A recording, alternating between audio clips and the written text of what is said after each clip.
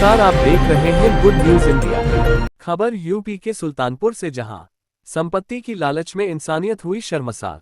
यह मामला सुल्तानपुर ग्राम मनिकापुर परासिन थाना कोतवाली देहात का है, जहां एक महिला के पति की संदिग्ध परिस्थितियों में मृत्यु हो जाती है, जिसके बाद पति की मृत्यु को हत्या में बदलकर प्रेमिका पर हत्या का आरोप लगाकर उसको जेल भेज दिया जाता है। जेल से बाहर आने के बाद महिला ने भी मृतक के भाई लोग मृतक की पत्नी को ही फर्जी मुकदमे में फंसा कर जेल भेज दिया जाता है और अपने ही भाई की जमीन व मकान कब्जा कर लेते हैं। जेल से छूटने के बाद महिला अपने गाँव पहुँचती है तो देखती है मकान उसके पति के भाइयों ने कब्जा कर रखे है, तो महिला द्वारा मकान खाली करने को कहा जाता है तो उक्त लोगों द्वारा मारने की धमकी देते हुए भाग जाने को कहा जाता है, जिससे वह दर दर भटकने पर मजबूर है और अपनी फरियाद लेकर श्रीमान पुलिस अधीक्षक महोदय के यहाँ अपने घर को पाने के लिए गुहार लगाती है।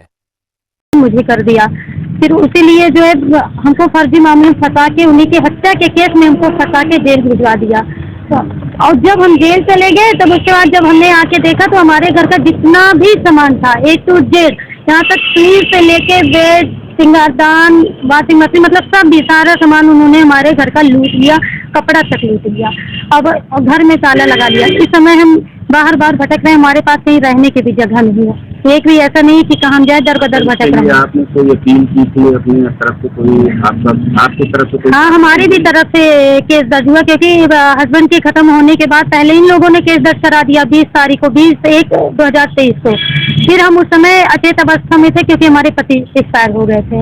उसके बाद हमने 2 महीने बाद जब हमको कुछ होश आया तो कोर्ट के माध्यम से हमारी FIR, क्योंकि कोतवाली वाले हमारे सुन नहीं रहे थे, हमारा थाना हमारी कोई बात नहीं सुना था। कौन सी कोतवाली से गई थी आप? कोतवाली देहात हमारा लगता है। अच्छा, वहाँ सुनवाई नहीं? वहाँ हमारी कोई सुनवाई नहीं हुई, तो कोर्ट से हमारी FIR, कोर्ट के आदेश से FIR दर्ज हुई है हमारी। तो उसके बाद लेकिन फिर भी हम उसी घर में वहीं पे रहते थे अपने पति के साथ। FIR दर्ज होने के बाद जब ससुराल वाले कुछ नहीं किए तो फिर कोतवाली देहात को मिलाकर उन्होंने हमको जेल भिजवा दिया। जेल भिजवाने के बाद जब हम यहाँ आए तो देखे तो हमारा सारा सामान घर का लूट पाट कर लिया। कौन से लोग हैं आपके परिवार में? हमारे जेठ हैं राम शिरोमणि वर्मा, राजमणि वर्मा, हमारे चचेरे देवर है दिनेश वर्मा।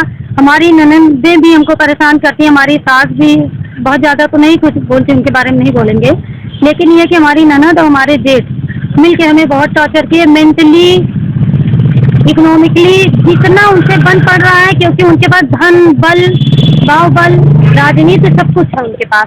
वो सब मिला के वो हमको टॉर्चर कर रहे, परेशान कर रहे हैं। हमारे पति की संपत्ति को हड़पने का एक भी ऐसा मौका नहीं छोड़ना चाह रहे हैं, जिस वजह से कि हम आ जाएं तो वो लोग ना पाए।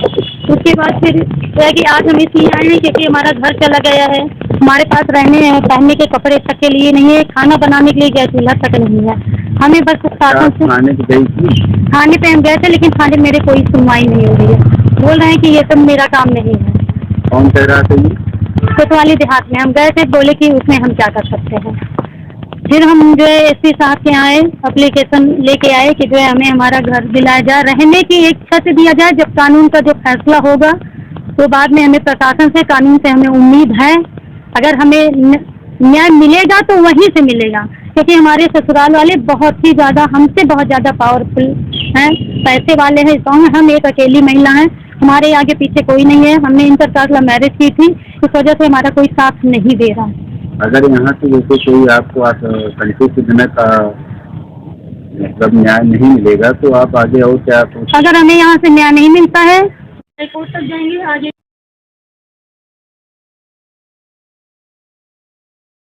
नहीं ले लेंगे, तब तक हम बैठने वाले नहीं हैं। उसके लिए चाहे मेरी जान क्यों ना चली जाए। अच्छा, पति से और आपका कैसा संबंध था? पति से हमारा बहुत ही मधुर संबंध था, हमारा बहुत अच्छा होता। आप लोग फेसबुक हमारी ओपन करेंगे तो उस पर देख लेंगे। हम लोग हमेशा हंसते खाते थे। एक बच्ची अभी हमने गोद ली हुई थी, जिसको लेने के बाद हमारा परिवार पूरा हो गया था। हम लोग बहुत ही खुशी जीवन व्यतीत कर रहे थे। तो आपके परिवार वाले, ससुराल वाले क्या चाह रहे थे मुझसे?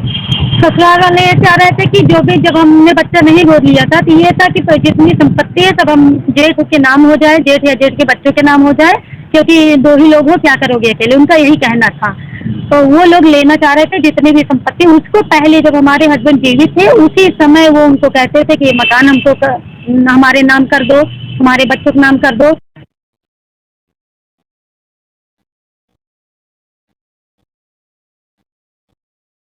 अक्टूबर 2022 में वो पैसा आया। जब से वो पैसा है तब से एकदम कलह का माहौल बन गया था। तब से वो लोग हमेशा हमारे हस्बैंड को पहले प्रॉपर्टी के लिए टॉर्चर करते थे, उसके बाद वो पैसे के लिए टॉर्चर करने लगे। जब उन्होंने कहा कि नहीं हम अपना पैसा नहीं देंगे किसी को, हम अपने बिजनेस में लगाएंगे, तो उन लोगों ने षड्यंत्र करके और हमने बच्चे गोद ले ली। तो उनको ये लगा कि अब जब बच्चे भी ये गोद ले लिया है तो कोई उसको संपत्ति मिलेगी नहीं। हालांकि बच्ची इस भाव से नहीं ली गई थी, हम लोग अपना परिवार पूरा करना चाहते थे, इस वजह से बच्चा लिए हैं। एक लड़की हमने गोद ली है, तो इस वजह से वो उन लोगों ने षड्यंत्र रचा, हमारे हस्बैंड को मारा और हमें फंसा के पूरी प्रॉपर्टी अपने नाम कराना चाहते हैं।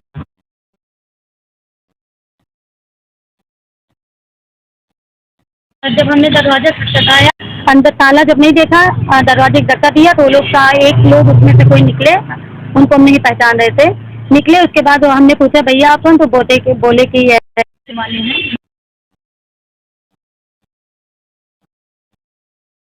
हमारा घर उन लोगों ने कर लिया है, हमें वहाँ घुसने नहीं दिया गया। जब हम वहाँ से आने लगे तो फोन किया, क्या हुआ जो भी मुझे नहीं मालूम, तो और भी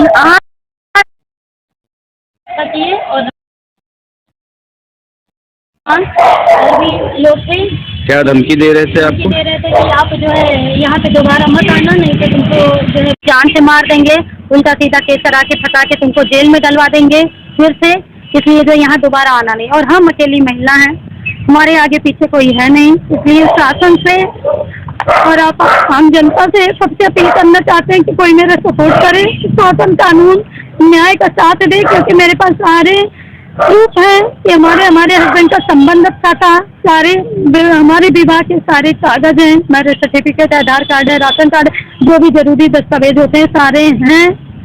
इस वजह से हम बच्चे शासन से, कानून व्यवस्था से यही चाहते हैं कि हमें न्याय दिलाए। अभी आप सीबीसीआईडी जांच की बात कर रहे थे। हाँ, हमें सीबीसीआईडी, क्योंकि वो लोग हमारे ससुराल वाले, हमारे जेठ राम से रोमन वर्मा राजनीतिक व्यक्ति हैं, उनका दबाव है यहाँ सुल्तानपुर में, जो भी काम अभी नहीं हो पा रहा है वो